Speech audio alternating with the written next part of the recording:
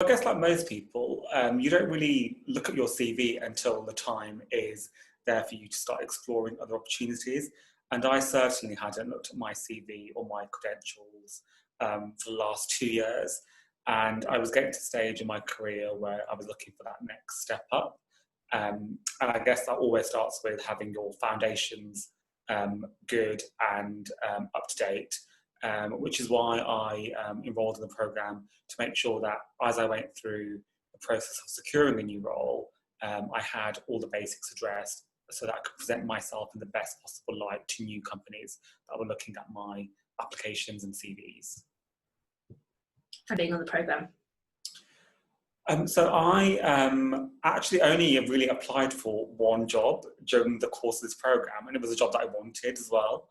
So I was quite fortunate in my position that when I started, a role became available midway through the program, which meant that I could use the program for me could be a bit more tailored in terms of what we did throughout the stages of the application process, from developing my CV and my cover letters, to ensuring that I was prepared for the interviews and, scenario planning any kind of questions that were going to be raised with people that I was speaking to.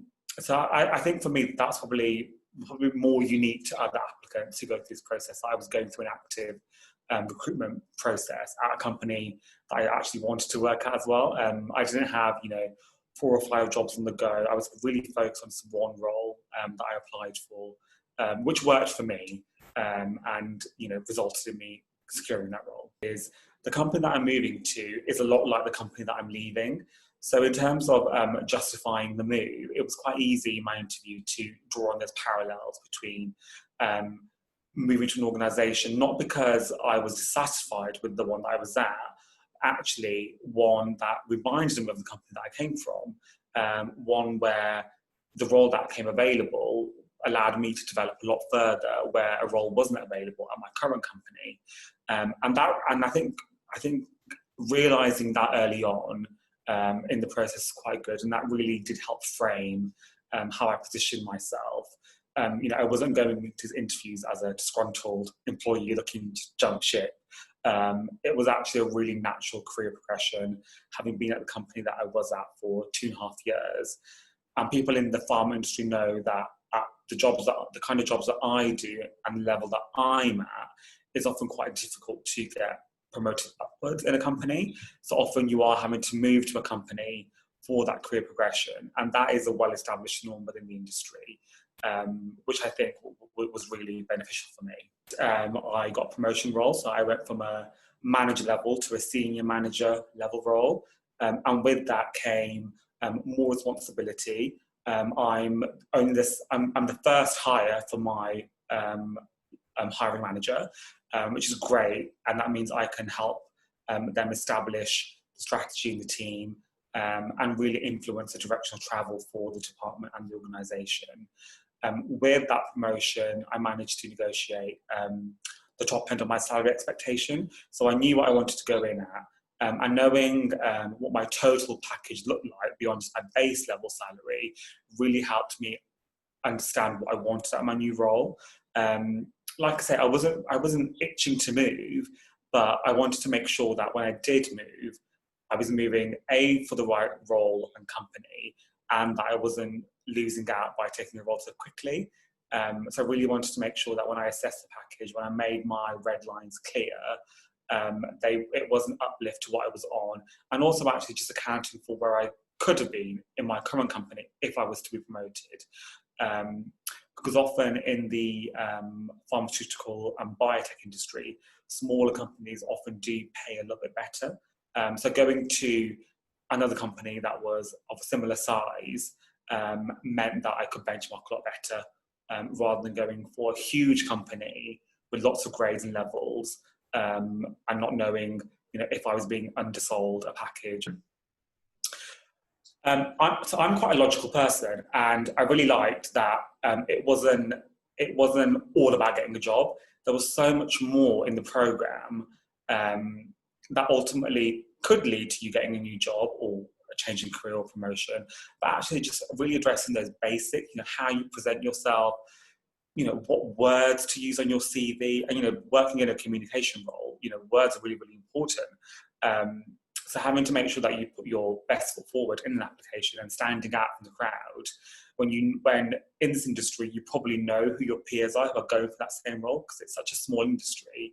So actually going through that process methodically and looking at all aspects of your profile, whether it was your LinkedIn profile, your CV, your cover letter for a job, even things like the format you used and the font you used for your applications and CVs, to when I was called for an interview, having that time and making sure when I worked with Ali that she knew the kinds of people that I was meeting, so she could go, oh, actually, that person's very, very senior. This is what they want to hear, rather than just giving a name with no context.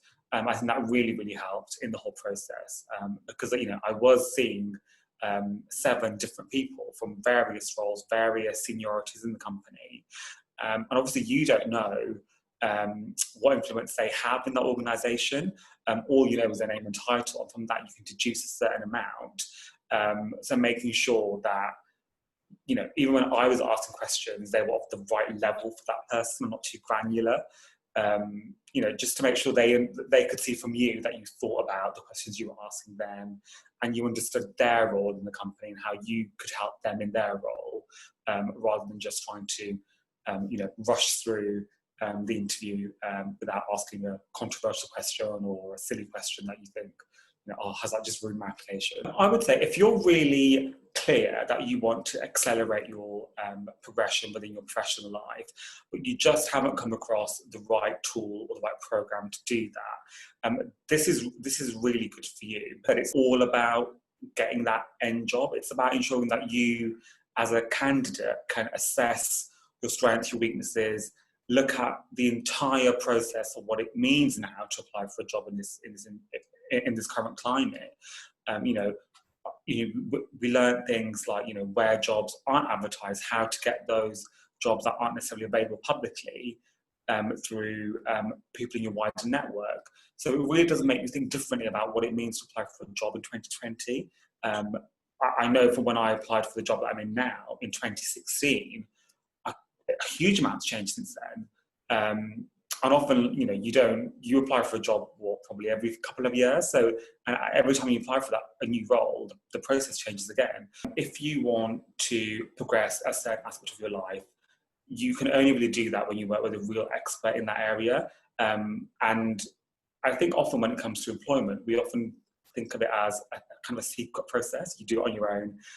You don't have any real help apart from a few recruitment consultants that might recommend your CV.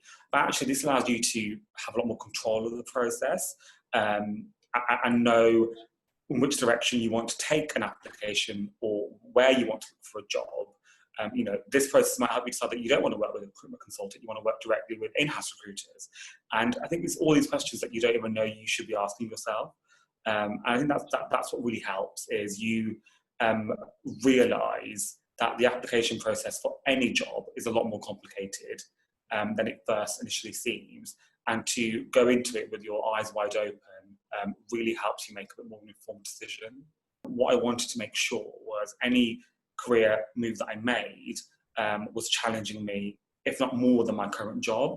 And I think that was a really key factor in my decision making, that I didn't want to just take any job. So I think once you realise, for you, why is it that you're moving? I think that really does help shape your approach.